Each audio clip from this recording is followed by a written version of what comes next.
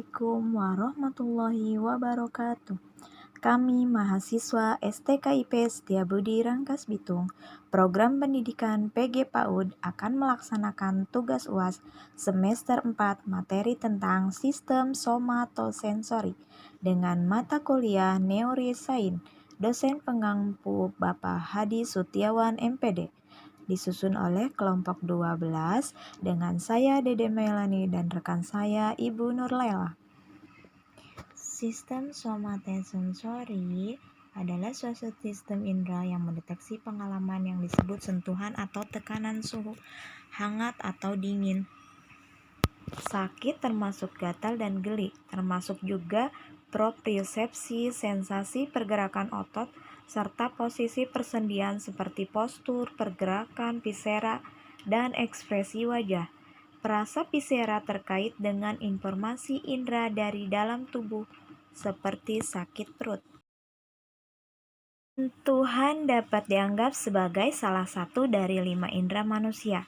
Meskipun sewaktu seseorang menyentuh sesuatu atau seseorang, berbagai perasaan dapat timbul. Persepsi tekanan, bentuk, kelembutan, tekstur, getaran, dan lain-lain, suhu relatif, dan kadang nyeri. Dengan demikian, istilah sentuhan biasanya merupakan kombinasi dari berbagai indera. Fungsi saraf sensorik adalah menerima rangsangan dari luar tubuh untuk disampaikan ke otak. Hal ini memungkinkan otak untuk memberi respon yang sesuai terhadap rangsangan yang diberikan. Fungsi saraf sensorik secara umum adalah membuat kita bisa melihat, mendengar, mengenal bau, dan yang tak kalah penting, merasakan sesuatu secara fisik. Fungsi merasakan ini tergolong dalam sistem somatosensorik. Fungsi saraf sensorik pada sistem somatosensorik, seluruh rangsangan diterima oleh tubuh melalui reseptor, kemudian dikirim ke saraf tepi, menuju saraf tulang belakang, dan terakhir ke otak. Tubuh memiliki banyak reseptor dan masing-masing memiliki tugas dan fungsinya sendiri. Berikut ini adalah beberapa tipe reseptor pada sistem somatosensorik. 1. Nyeri.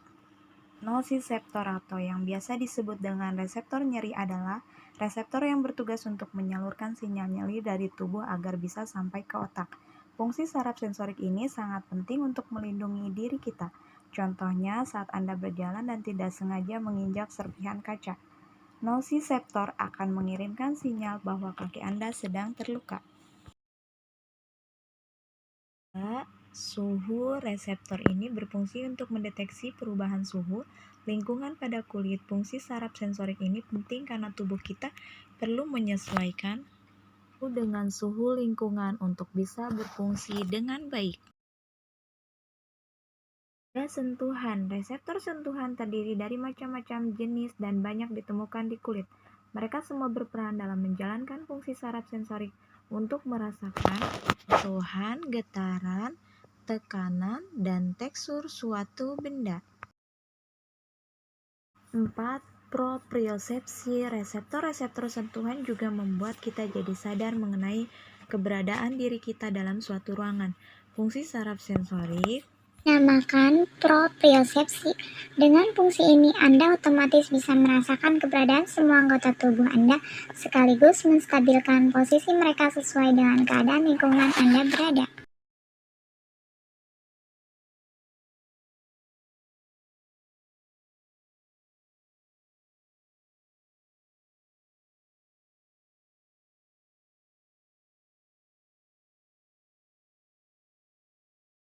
Gangguan fungsi saraf sensorik. Salah satu gangguan pada fungsi saraf sensorik adalah neuropati perifer, yaitu sebuah kondisi saat terjadi gangguan pada jalannya rangsangan pada saraf tepi. Pada kondisi ini Anda bisa merasakan sesuatu walaupun tidak ada rangsangan, atau justru tidak merasakan apa-apa ketika ada rangsangan. Gejalanya bisa berupa mati rasa, kesemutan, atau justru rasa nyeri seperti terbakar atau tertusuk pada kaki atau tangan. Keluhan pada neuropati perifer biasanya timbul perlahan seiring berjalannya waktu. Sistem informasi sensoris. Satu, sistem vestibular merupakan organ sensoris untuk mendeteksi sensasi keseimbangan. Alat ini terbungkus di dalam labirin tulang. Dalam sistem ini terdapat tabung membran dan ruangan yang disebut labirin membranosa dan merupakan bagian fungsional di aparatus vestibular. Labirin membranosa terdiri atas koklea, ductus cochlearis, 3 conalis, seminiferus, dan ruangan besar yaitu utriculus dan sacculus. Koklea merupakan organ sensorik utama pendengar dan tidak berhubungan dengan keseimbangan.